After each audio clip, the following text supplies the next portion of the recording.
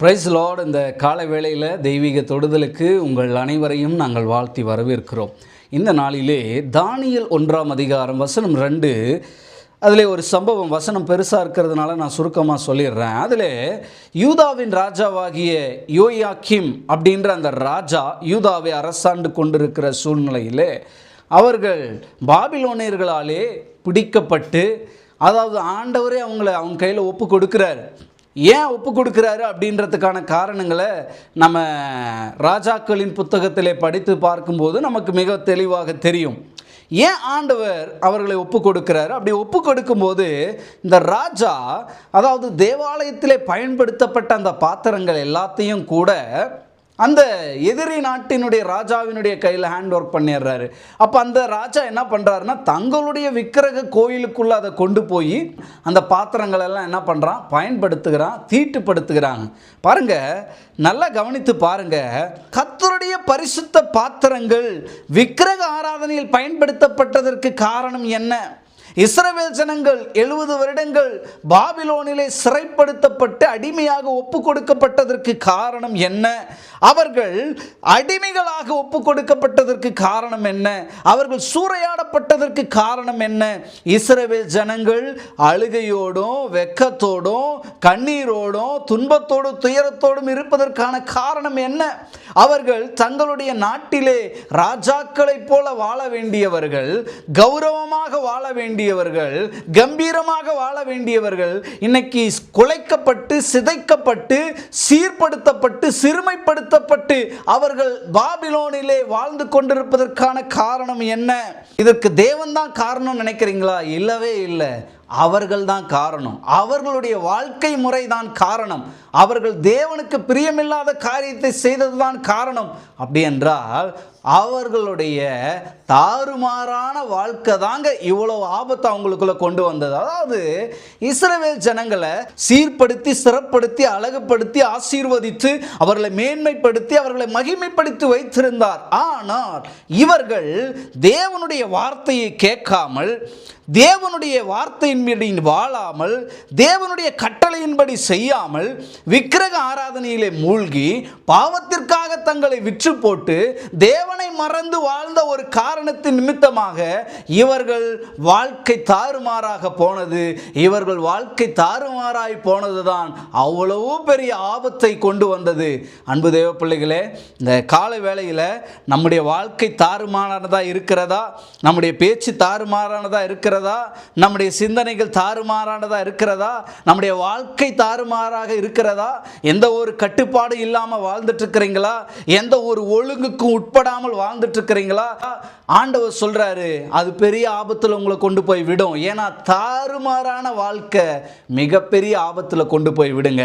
இன்னைக்கு இஸ்ரவேல் ஜனங்க அவ்வளோ பெரிய ஆபத்தை சந்தித்ததற்கு மிக முக்கியமான காரணம் தாறுமாறான வாழ்க்கை. அநேகருடைய குடும்பங்கள் சின்ன பின்னமாகி போய் இருக்கிறதுக்கும், பரிதாப நிலையில் இருக்கிறதுக்கும், இன்னைக்கு அநேகர் சிதைக்கப்பட்டு இருக்கிறதுக்கும், இன்னைக்கு அநேகர் பின்மாற்றத்தில் இருக்கிறதுக்கும், இன்னைக்கு அநேகர் தீட்டுப்பட்டு இருக்கிறதுக்கும், இன்னைக்கு அநேகர் பாவத்தில் மூழ்கி போய் இருப்பதற்கும், இன்றைக்கு அநேகர் உலகத்திற்கு அடிமையா இருப்பதற்கான காரணம் என்ன தெரியுங்களா? தாறுமாறான வாழ்க்கை, கட்டுப்பாடு இல்லாத வாழ்க்கை, ஒழுங்கில்லாத வாழ்க்கை.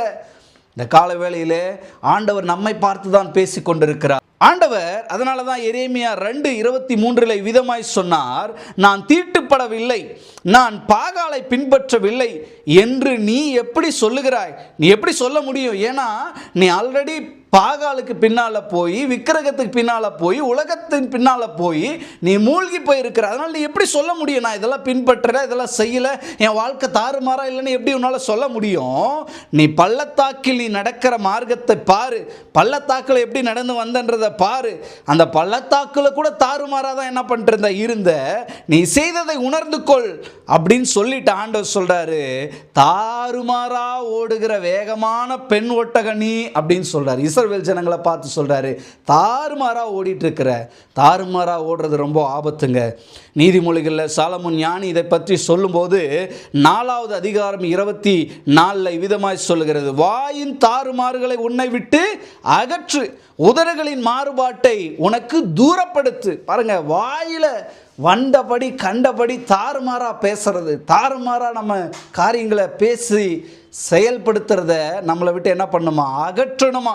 தாறுமாறு எவ்வளோ ஆபத்துன்றதுக்கு சமீபத்தில் நடந்த ஒரு சம்பவம் நமக்கு ரொம்ப ரொம்ப அது யூஸ்ஃபுல்லாக இருக்குன்னு நான் நம்புகிறேன். ஆந்திராவிலேருந்து பெங்களூருக்கு வந்துட்டு இருந்ததான ஒரு பேருந்து, ஒரு ஆம்னி பேருந்து விபத்துக்குள்ளானதுக்கு காரணம் என்ன அப்படின்னா, ஒருத்தன் தாறுமாறாக வண்டி ஓட்டினதுனால தான் அன்றைக்கு 20 பேர் என்ன பண்ணிட்டாங்க, இறந்து போயிட்டாங்க. யோசிச்சு பாருங்களேன், ஒருத்தன் தாறுமாறாக வண்டி ஓட்டினான்னா எத்தனை பேருக்கு அது ஆபத்தை கொண்டு வருது பார்த்தீங்களா? அவனுக்கு ஆபத்து, எதிரில் வரவனுக்கு ஆபத்து, அவன் கொண்டு போய் விடுறான் பாருங்க, எல்லாத்துக்கும் ஆபத்துங்க. நான் அன்னைக்கு பாபிலோனில் 70 வருஷம் இருந்தாங்கல்ல, அவங்களுடைய தலைமுறையை பாதிச்சிருச்சுங்க. 2 தலைமுறை அங்கேயே வாழ்ந்துட்டாங்க. மகிமையான எருசலேம் தீக்கரையாக்கப்பட்டதற்கு காரணம் என்னன்னா, தாறுமாறான வாழ்க்கை தாங்க. அதனால் இந்த காலை வேளையில் நம்முடைய வாழ்க்கை செல்வம் செழிப்பாக இருக்கணும், நம்முடைய வாழ்க்கை கட்டப்பட்டு அலங்கரிக்கப்பட்டு மகிமையாக இருக்கணும், ஜொலிக்கணும் அப்படின்றத ஆண்டவர் விரும்புகிறார். இஸ்ரவேல் ஜனங்கள் மகிமையான வாழ்க்கையை கனவீனப்படுத்தியதற்கு காரணம் என்னன்னா, தாறுமாறான வாழ்க்கை. இந்த கால வேளையில் நீங்கள் யாராக இருந்தாலும் சரி, இதை பார்த்து கொண்டிருக்கிற வாலிபர்களாக இருக்கலாம், இதை பார்த்து கொண்டிருக்கிற குடும்பஸ்தராக இருக்கலாம், இதை பார்த்து கொண்டிருக்கிற சபை பாஸ்டராக இருக்கலாம், யாரா வேணாலும் இருங்க. தாறுமாறு மிகவும் ஆபத்தானது அன்பு தேவ பிள்ளைகளே. தாறுமாறு நம்முடைய 2 தலைமுறைகளை பாதிக்கும் என்பதை நீங்கள் ஒருபோதும் மறந்து விடாதீங்க.